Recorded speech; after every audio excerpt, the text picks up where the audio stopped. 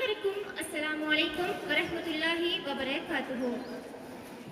எமது அழைப்பினை ஏற்று இங்கு வருகை தந்திருக்கும் AWM ஃபஸ்லான் சார் அவர்களுக்கும், எமது அழைப்பினை ஏற்று இங்கு வருகை தர இருக்கும் MSM சித்திக், ரஃபீல்தீன், ரவுப், இம்ரான், SM ஷாமில், ரிஹான் ஆகியவர்களையும் அவர்கள் இன்னும் வருகை தரவில்லை என்றாலும் இந்த வரவேற்புரையில் அவர்களை நான் இணைத்துள்ளேன். மற்றும் இன்றைய நிகழ்வினை சிறப்பாக நடத்தி கொண்டிருக்கின்ற எமது இர்ஹாம் ஷரஃபி அவர்களையும் மற்றும் இன்றைய நிகழ்வினுடைய முக்கிய கதாபாத்திரங்களாக திகழ்ந்து கொண்டிருக்கின்ற இந்த மாணவ செல்வங்களையும் அவர்களுடைய பெற்றோர்களையும் முதற்கண் வருக வருக என வரவேற்றுக் கொண்டிருக்கிறேன். மிகவும் சிறப்பாக நேர்த்தியாக நடத்தி முடிக்க வேண்டும் என்று அவா கொண்டு என்னோடு கைகோர்த்த ஆசிரியர் ஃபஸ்லான் அவர்களுக்கும், அதே போன்று இந்த நிகழ்ச்சி சிறப்பாக நடத்தி முடிக்க வேண்டும் என்று அவா கொண்டு, அதாவது பயிற்றுவிப்பாளராக எங்களோடு கைகோர்த்திருக்கின்ற ஆசிரியர் இர்ஹாம் ஷரஃபி அவர்களுக்கும், அதே போன்று இந்த தேடல் ஊடக ஒலிம்பினுடைய நிர்வாக தலைவி நுஹா முசம்மிர் அவர்களுக்கும், அதே போன்று ஏனைய உறுப்பினர்கள் மிகவும் சிரமத்துக்கு மட்டியிலே பல மைல்கள் தூரம் கடந்து இந்த மாணவர்களுக்கு சிறப்பான ஒரு எதிர்காலத்தை அமைத்துக் கொடுக்க வேண்டும் என்று அவா கொண்டு அவர்கள் வருகை தந்திருக்கின்றார்கள். அவர்களுக்கும் மனமார்ந்த நன்றிகள், வாழ்த்துக்கள். ஜஸாக்குமுல்லாஹ். பெற்றோர்களோடு ஓரிரு வார்த்தைகள் கலந்துரையாடலாம் என நினைக்கின்றேன். அதாவது உங்களுடைய பிள்ளைகள் எதிர்காலத்திலே சாதனையாளர்களாக மாற வேண்டும். அதாவது உங்களுடைய பிள்ளைகள் புத்தகத்தை மாத்திரம் படித்தால் போதாது. அதாவது ஏழை விடயங்கள் தைரியமாக எதிர்காலத்திலே அவர்கள் பல்வேறு விடயங்களிலே பங்கெடுக்க காத்துக் கொண்டிருக்கின்றார்கள். பள்ளியினுடைய தலைவராக இருக்க முடியும், ஏனைய சபைகளுடைய தலைவராக இருக்கின்றும், எதிர்கால ஜனாதிபதியாகவும் கூட இருக்க முடியும். அவர்கள் இன்றைய சிறுவர்கள், நாளைய தலைவர்கள். ஆகவே மிக முக்கியமான விடயம் என்னுடைய தேடல் ஊடக கல்லூரியுடைய மிக முக்கியமான விடயம்தான் எதிர்காலத்திலே சாதனையாளர்களாக மாற்ற வேண்டும் என்பதுதான் எங்களுடைய ஒரே ஆசை. அதான் 2025 2ஆம் மாதம் 22ஆம் தேதி கொழும்பு டவர்ஹோல் மண்டபத்திலே இலங்கையிலுடைய அனைத்து சாதனையாளர்களையும் நாங்கள் கௌரவித்தோம். காரணம், இலங்கையிலுடைய சாதனையாளர்கள் கௌரவிக்கப்பட வேண்டும். இந்தியாவில் அதே போன்ற பெரிய பெரிய நாடுகளில் தான் சாதனையாளர்களை கௌரவிக்கின்றார்கள். ஆனால் இலங்கையை பொறுத்தவரையிலே அது நடைபெறுவதில்லை. நாங்கள் முடிவெடுத்தோம், இலங்கையில் உள்ள அனைத்து சாதனையாளர்களையும் கௌரவிக்கணும். அவர்கள் அடுத்த கட்டம் இலங்கையிலே ஜெயித்தொழிக்க வேண்டும் என்று ஒரு அவா கொண்டு நாங்கள் அதனை செயற்பட்டோம். இது அடுத்த கட்டம். இரண்டாவது கட்டம், பிள்ளைகளுடைய திறமைகள் வெளிக்காட்டப்பட வேண்டும்.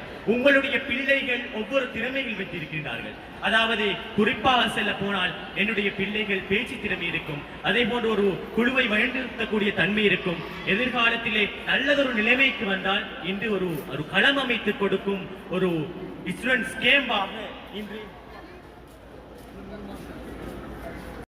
எங்களுடைய நிர்வாக தலைவி நுஹா முசம்மிர் அவர்களுடைய ஏற்பாட்டின்படி இந்த விசினவ மண்ணை மையப்படுத்தி, அதாவது 6 வயது முதல் 10 வயதிற்குட்பட்ட மாணவர்களை சிறப்பாக அவர்களுக்குரிய திறமைகளை வெளிக்காட்டுவதற்கு ஒரு களம் அமைத்து கொடுக்க வேண்டும் என்று நாங்கள் கலந்தாலோசித்து இன்றைய தினம் பிரம்மாண்டமான முறையிலே நான் நினைக்கிறேன் 140 மாணவர்களை கொண்ட ஒரு ஸ்டூடெண்ட்ஸ் கேம்பை உருவாக்கி அதனை பயிற்றுவிப்பதாக எங்களுடைய இர்ஹாம் ஷரஃபி அவர்கள் வருகை தந்திருக்கின்றார்.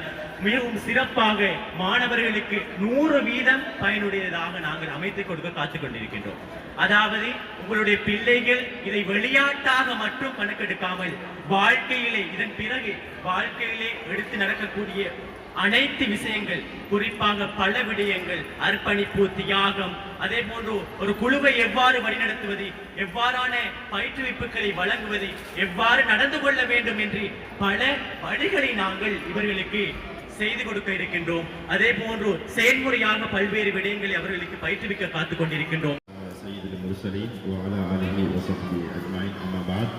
رب اشرح لي صدري ويسر لي امري واحلل عقدة من لساني يفقهوا قولي رب زدني علما وارزقني فهما.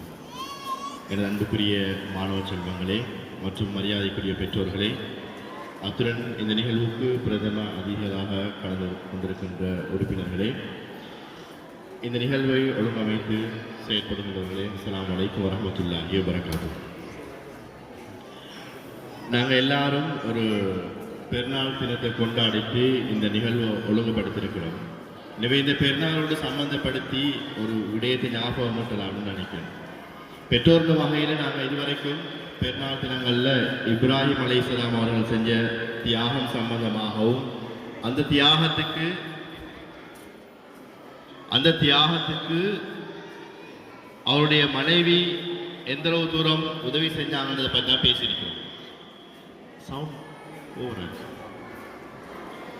ஆனா இந்த நிகழ்வை தன்னுடைய மகன்கிட்ட சொல்ற நேரத்துல அந்த மகன் பேசின வார்த்தைகளை நாங்கள் நிறைய இடங்கள்ல மறந்துட்டோம். எப்படின்னா ஒரு சின்ன வயசு பிள்ளைகிட்ட ஒரு தந்தை சொல்றாரு, முதலாவது அவர் பெர்மிஷன் கேட்கிறாரு, அல்லாஹு தாலா உங்களை அறுக்குமாறு